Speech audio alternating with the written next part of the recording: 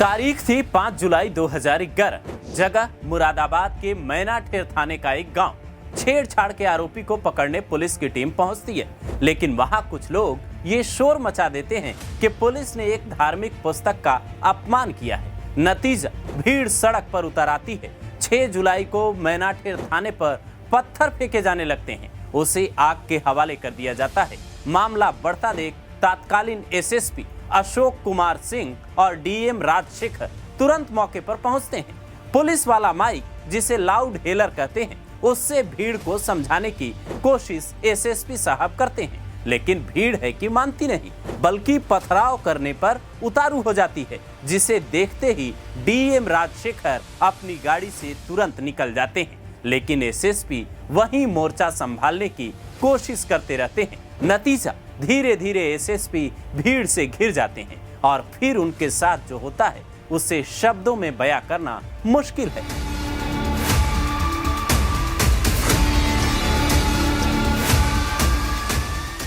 किसी का हाथ उनकी वर्दी पर था तो कोई उनकी जान लेने पर उतारू था।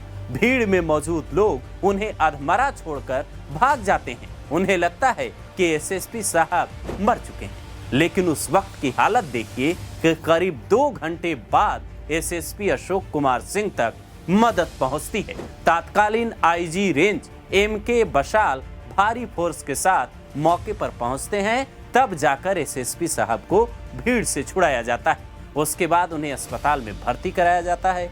करीब 1 महीने तक उनका इलाज मुरादाबाद में चलता है, फिर एम्स से इलाज करवाना पड़ता है। ये हालत उस वक्त एक एसएसपी की थी, लेकिन तब आरोपियों को पकड़ने के लिए न तो ऑपरेशन लंगड़ा चला, न अभी की तरह ही कोई बुलडोजर एक्शन हुआ, क्योंकि तब यूपी की मुख्यमंत्री हुआ करती थी मायावती, जिनके जूते अधिकारी साफ करते थे। ये चर्चा तो खूब होती थी, लेकिन अधिकारियों पर एक खास समुदाय के लोग हाथ डाल देते तो उन अधिकारियों को बचाने कोई आगे नहीं आता था। इस मामले की जानकारी जब मायावती तक पहुंचती है तो वो 3 एक्शन लेती हैं। पहला, एसएसपी अशोक सिंह की सुरक्षा में तैनात 7 पुलिसकर्मियों को बर्खास्त कर दिया जाता है। दूसरा, तत्कालीन ADG law and order Brijlal को कई दिनों तक मुरादाबाद में कैंप करने भेजा जाता है। तीसरा, आईपीएस एसोसिएशन डीएम राजशेखर की शिकायत सीएम से की थी। नतीजा, घटना के 2 दिन बाद ही मुरादाबाद के डीएम राजशेखर को वहां से हटा दिया जाता है। पर असली कार्रवाई सरकार बदलने के बाद भी नहीं होती। यूपी के पूर्व डीजीपी और बीजेपी के राज्यसभा सांसद ब्रजलाल के हवाले से दैनिक भास्कर लिखता है, मैनाठेर में 6 जुलाई 2011 को मुरादाबाद के एसएसपी अशोक सिंह पर सपा के मुसलमानों ने योजनाबद्ध तरीके से हमला किया था। भीड़ ने एसएसपी अशोक सिंह और एसआई रवि कुमार को मरा समझकर छोड़ दिया था। इस हमले के मुकदमे में चार्जशीट भी लगाई गई, जिसको मुख्यमंत्री बनते ही अखिलेश यादव ने वापस ले लिया। हालांकि उसे कोर्ट ने नहीं माना था। आप ये मानसिकता देखिए कि मायावती की सरकार में एसएसपी पर हमला हुआ, अखिलेश सरकार में मुकदमे वापस लिए जाने लगे। हालांकि वो अदालत ने ये दलीलें नहीं मानी और करीब 15 साल बाद इस मामले में फैसला आया तो मोहम्मद अली, कासिम, तहजीब आलम, जाने आलम, मोहम्मद यूनुस और मोहम्मद नाजिम समेत 16 आरोपियों को उम्र कैद की सजा सुनाई जाती है। ये फैसला करीब 3 महीने पहले ही आया है और अब आईपीएस अशोक सिंह फिलहाल लखनऊ में एडीजी के पद पर सेवा दे रहे हैं, जिनका जिक्र सीएम योगी आदित्यनाथ जब करते हैं तो भावुक हो उठते हैं। मुरादाबाद में आपने देखा होगा, हमारे डीआईजी स्तर के एक अधिकारी को उपद्रवियों ने घेर करके मारा था।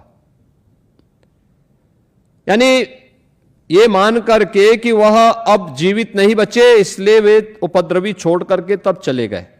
अन्यथा उनको पता होता कि व्यक्ति जीवित है तो छोड़ते नहीं। जब पुलिस अधिकारी ही सुरक्षित नहीं है, एक सीट यानी डायरेक्ट आईपीएस अधिकारी जो डीआईजी के रूप में काम कर रहा है, अपनी सेवाएं दे रहा है, जब वो सुरक्षित नहीं था, कैसे अनुमान कर सकते हैं आप कि एक सामान्य नागरिक, एक महिला, एक बेटी, एक बहन, एक व्यापारी ये सुरक्षित रहता। भले ही सीएम योगी ने इनका नाम नहीं लिया, लेकिन पूरा प्रदेश जानता है जब मुरादाबाद में ये घटना हुई तो कैसे पुलिस का मोराल डाउन हुआ। सिपाही और दारोगा क्यों माफियाओं पर हाथ डालने से बचते थे, ये इसकी तस्वीर है। पर अब दौर बदल चुका है। अब योगी आदित्यनाथ खुद कहते हैं, मेरा फेवरेट विषय ही माफियाओं से कब्जा छुड़वाना। एक दिन यूपी के डीजीपी, और देखो डीजीपी भी कब लेके आए, जिस दिन रिटायरमेंट के ठीक समय में वो मेरे पास एक फाइल लेके आए। तो मैंने कहा ये क्या है।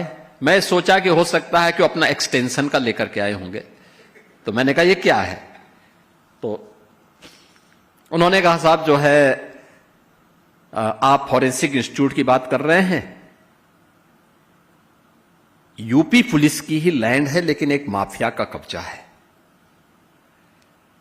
तो मैंने कहा ये तो हमारा सबसे प्रिय विषय है।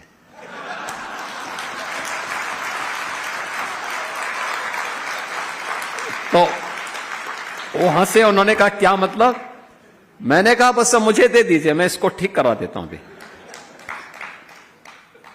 आप आश्चर्य करेंगे कि 120 एकड़ लैंड है वो, एयरपोर्ट से मुश्किल से 3 किलोमीटर की दूरी पे। उसकी कीमत कैसा आपको पता होगा। और अच्छा समय आया, मुझे बताया, उसने डीजीपी ने मुझे बताया, कहा साहब वो प्लॉटिंग करना शुरू कर दिया है। मैंने कहा घबराइए मत।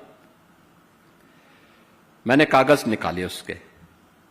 फिर मैंने कहा रेवेन्यू बोर्ड में किस अधिकारी ने इसके पक्ष में किया था, कब किया था, निकालो उसकी पूरी कुंडली निकाल दो।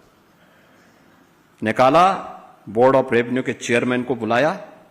मैंने कहा तत्काल इसको स्टे करो। वो हाई कोर्ट गया, मैंने इधर एफआईआर लॉन्च करवाई और फिर वहां पे अगले दिन हमारा बुलडोजर पहुंच गया था। पहली बार जब लखनऊ में उसने बुलडोजर देखा तो उसके बाद वो तुरंत आया सिलेंडर कर। उसने कहा साहब आप एफआईआर में कुछ मत करिए, मैं पूरी लैंड गवर्नमेंट को हैंड ओवर कर रहा हूं। मैंने कहा तो हम ले ही चुके हैं, तुम्हारे कहने से कुछ नहीं होने वाला है। लेकिन याद करना, आगे से अगर कहीं तुमने यूपी के अंदर लैंड कब्जा की तो मान के चलो कि तुम्हें यूपी में कोई ठिकाना नहीं मिलेगा।